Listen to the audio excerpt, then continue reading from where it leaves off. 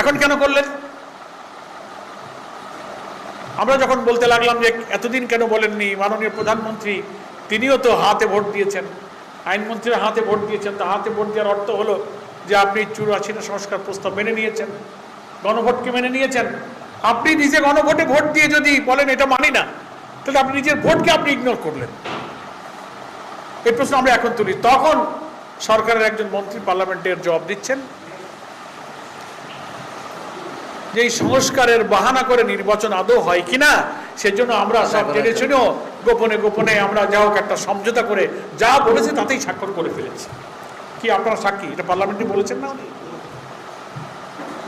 4 মাস না বলে ক্ষমতায় গিয়ে মেজরিটির জোরে সংবিধানকে আপনি সংস্কার না করে সংশোধন নামে ওই যে 10-12টা নোট অফ ডিসেন্ট সহকারে আপনি ইয়ে করবেন, সংবিধান আপনি সংশোধন করবেন, এটা আপনার মনের মধ্যে ছিল।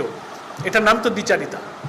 এই জন্য যে প্রশ্নটা আপনাদেরকে করতে চেয়েছিলাম, আপনারা কোনো ভেবে দেখেছেন কিনা যে ওনারা যেভাবে বলেন যে জুলাই সনদ অক্ষরে অক্ষরে মানব, কিন্তু এটা একদিনও বলেন নাই যে 70% লোকেরা যে গণভোটে হা যুক্ত করেছে আমরা গণভোটের রায় অক্ষরে অক্ষরে মানব, একথা কিন্তু বলে না। কথা বুঝতে পেরেছেন? আমরা গণভোটের রায় আমরা মানব তা বলে না, জুলাই সনদ মানব। তাহলে জুলাই সনদ আর গণভোট কোন আলাদা করে ফেলেছেন। রহস্যটা কি? রহস্য হলো জুলাই সনদে ওনাদের নোট অফ ডিসেন্ট আছে, কিন্তু গণভোটে কোনো নোট অফ ডিসেন্ট নাই। 5 কোটি মানুষ 70% লোক হা জয়যুক্ত করে ওনাদের নোট অফ ডিসেন্ট খারিজ করে দিয়েছে, গণভোটে কোনো নোট অফ ডিসেন্ট নাই। এই হচ্ছে রহস্য। এই জন্য সংকটটা তৈরি হয়েছে। আমরা বলেছি পার্লামেন্টের সেশন আবার 7ই জুন শুরু হচ্ছে, এখনো সুযোগ আছে। সংবিধান সংস্কার আদেশ অনুযায়ী আপনি পরিষদের বৈঠক ডাকুন, গণভোটের রায়ে যা যা সংস্কার হয়েছে জনগণ যা চেয়েছে ওইটাই আপনি অনুমোদন করুন এবং সংবিধানের তফসিলে অন্তর্ভুক্ত করুন। তখন সংকট নিরসন হবে, ততক্ষণ এটা সমাধান হবে। যতক্ষণ তা না হচ্ছে, 11 দলীয় নির্বাচনী যে ঐক্য হয়েছিল, পার্লামেন্টে 77 জন এমপি আমাদের, তারা পার্লামেন্টে এ ব্যাপারে কথা বলার চেষ্টা করছেন, মুলতবি প্রস্তাব দিচ্ছেন, ওনারা মানতে রাজি হচ্ছেন না।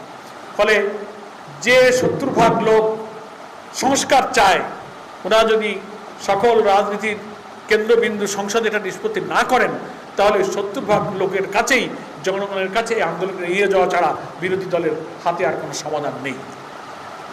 ফলে আমরা সংঘাত চাই না, সহিংসতা চাই না। গঠনমূলক দায়িত্বশীল ভূমিকা পালন করার মাধ্যমেই আমরা এই সংবিধান সংস্কার আদেশ মেনে নিয়ে পার্লামেন্টের শপথ নিয়ে ওনাদেরকে আমরা এই সংবিধান সংস্কারের জন্য এখনো অনুরোধ করতে সময় আছে।